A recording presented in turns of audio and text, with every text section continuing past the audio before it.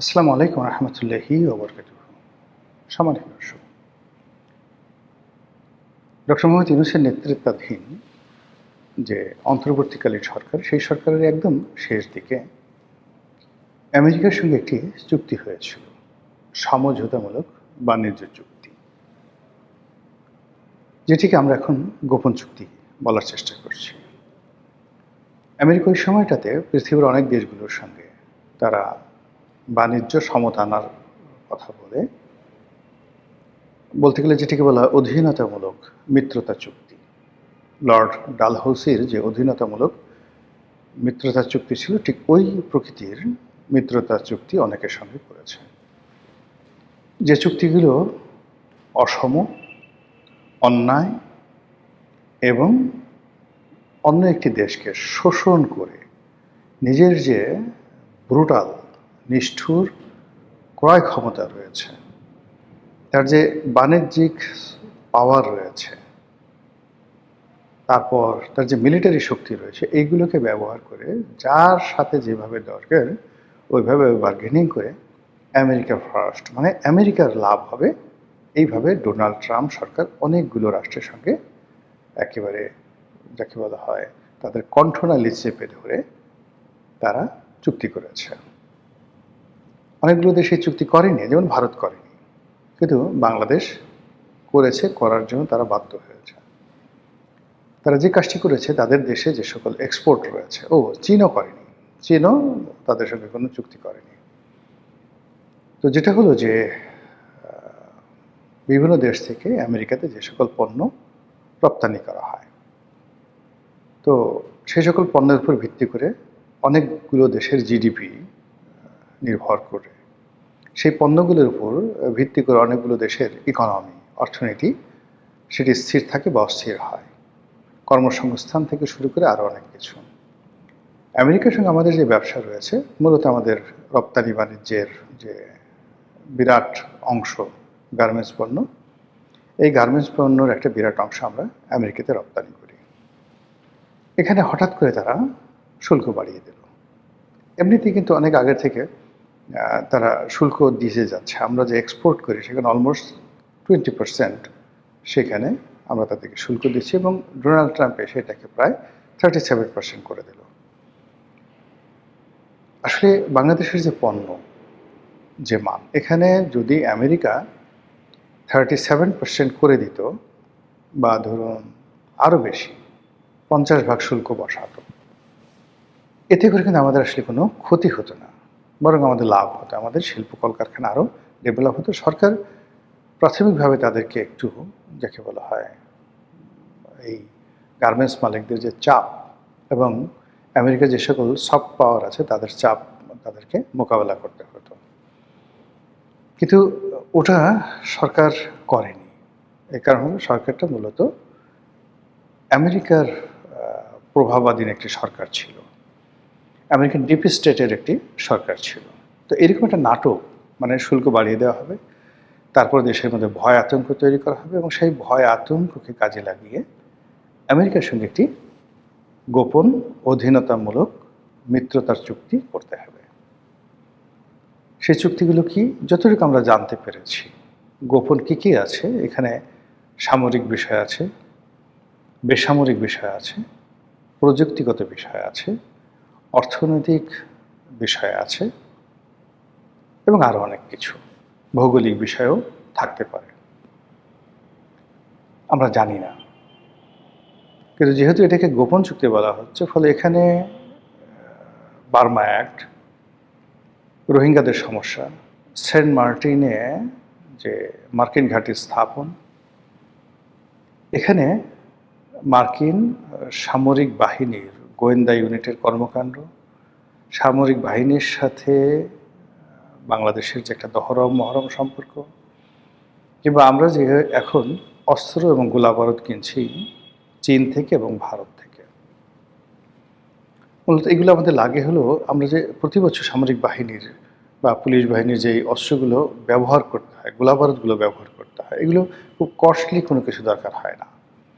ফলে চীন যেহেতু কম মূল্যে আমাদের যে রাবার বুলেট, বা দেখা গেল আমাদের সেনাবাহিনী যে প্রতি বছর মহড়া দেয়, এই জন্য যে ধরনের আর্মস অ্যান্ড অ্যামুনিশন লাগে এগুলো আমরা সেখান থেকে আনি। এর বাইরে যেগুলো খুব প্রযুক্তিগত ডেভেলপড সেগুলো ইউরোপ থেকে আনি, আমেরিকা থেকে আনি, মানে বিশেষ করে জার্মানি থেকে, ইটালি থেকে, সুইডেন থেকে এ সকল অস্ত্র আমদানি করা হয়। তো সেই জায়গাগুলোতে যেটা শোনা যাচ্ছে যে এক্সক্লুসিভলি আমেরিকান পণ্য আনতে হবে, এরকম একটা চুক্তি করা হয়েছে। দ্বিতীয়ত হলো যে আমেরিকার কথার বাইরে গিয়ে অনেক কিছু করা যাবে না, এরকম একটা কথাও কিন্তু প্রচারিত হয়ে গেছিল। তার প্রেক্ষিতে যখন চুক্তি হয়ে গেল, চুক্তির পরে বিএনপি ক্ষমতায় আসলো, সেই আমেরিকা এবং বাংলাদেশ ডক্টর মোহাম্মদ ইউনূসের মধ্যে যিনি সেতু বন্ধন তৈরি করে দিয়েছিলেন খলিলুর রহমান, তিনি নতুন সরকারের পররাষ্ট্রমন্ত্রী হলেন।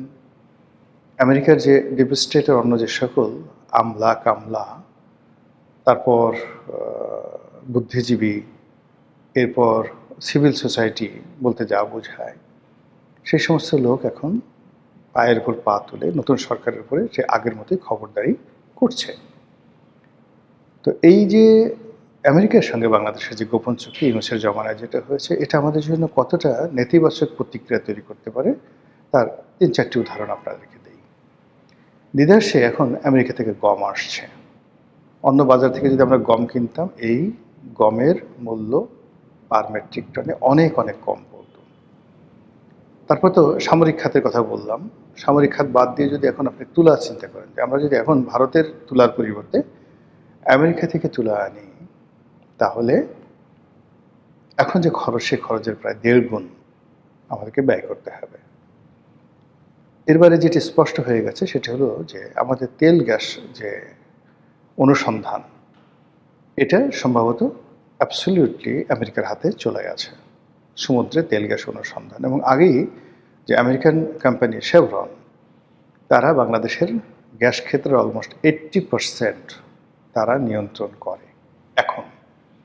তো এই শেভরন থেকে শুরু করে অন্যান্য যে সকল আমেরিকান কোম্পানি, তার মধ্যে একজন মোবিলের নাম আমরা শুনেছিলাম শেখ হাসিনার জামানাতে, যারা গভীর সমুদ্রে বঙ্গোপসাগরের উপকূলে এই তেল গ্যাস অনুসন্ধান করবে, এবং সেটা শেখ হাসিনা তাদেরকে দিতে রাজি হয়েছিল ক্ষমতায় থাকার জন্য, এইরকম কথাবার্তা শোনা গিয়েছিল। এখন সেই একজন মোবিল, তাদের সঙ্গে ইউনূস সরকার কী চুক্তি করেছে এবং তারা এখন কী কাজ করছে আমরা এখন পর্যন্ত জানি না।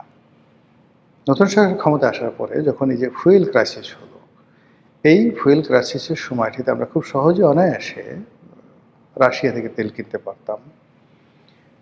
এমনকি ইরানের তেল আমরা এই মুহূর্তে আরও পানির দামে কিনতে পারতাম। কিন্তু ইরান তো দূরের কথা, রাশিয়া থেকে যে আমরা তেল কিনবো, এটার জন্য আমরা অনুমতি চেয়েছি আমেরিকার, ওই যে বাণিজ্যিক চুক্তি অনুযায়ী। আমেরিকা অনুমতি এখনও দেয়নি। তারা আশ্বাস দিয়েছে যে বাংলাদেশের তেল সমস্যা আরও গভীর হলে তারা দেখবে। কিভাবে দেখবে এটা আমরা এখন পর্যন্ত জানি না। ফলে আগামী দিনগুলো আমাদের স্বাধীনতা, সার্বভৌমত্ব, আমাদের রাজনীতি, অর্থনীতি কিভাবে থাকছে, এখানে আমেরিকার প্রভাব কতটা থাকছে, এটা ভাবতে রীতিমতো আতঙ্ক অনুভব করছি। আতঙ্ক অনুভব করছে এই কারণে যে বাংলাদেশের সঙ্গে আমেরিকার যে সম্পর্ক, ঠিক একই রকম সম্পর্ক কিন্তু তাদের আছে পাকিস্তানের সঙ্গে। পাকিস্তানের সঙ্গে কৌশলগত সম্পর্ক করে তারা এই রাষ্ট্রটিকে সম্পূর্ণরূপে ব্যর্থ করে দিয়েছে।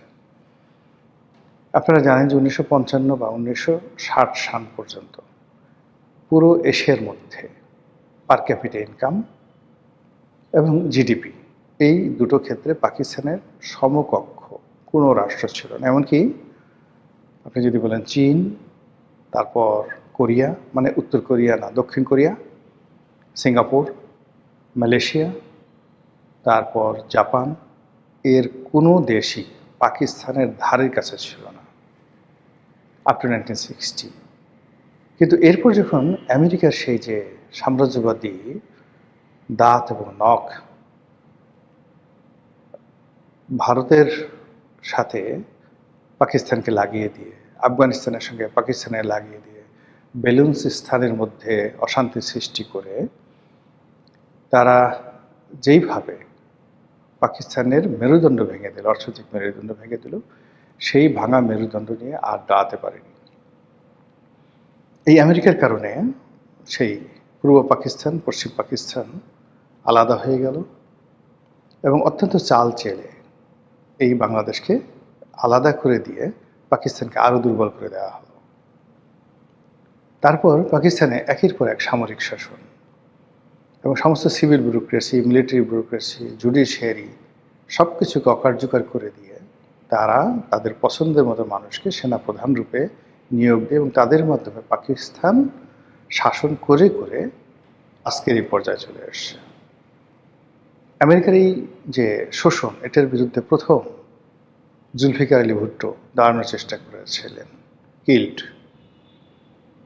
তারপর নওয়াজ শরীফ কিছুদিন চেষ্টা করেছিলেন, তাকে ক্ষমতাচ্যুত করে দেশ ছাড়া করা হলো। বেনজির ভুট্টো চেষ্টা করেছেন, কিল্ড। আর সর্বশেষ চেষ্টা করেছিলেন যাকে বলা হয় ইমরান খান। তিনি এখন জীবন এবং মৃত্যুর সন্ধিক্ষণে কারাগারে আছেন, আমরা জানি না কেমন আছেন। বাংলাদেশেও কিন্তু শেখ হাসিনা চেষ্টা করেছিলেন আমেরিকার সাম্রাজ্যবাদের বিরুদ্ধে দাঁড়াতে, তিনি পারেননি, কিন্তু প্রাণে বেঁচে গেছেন।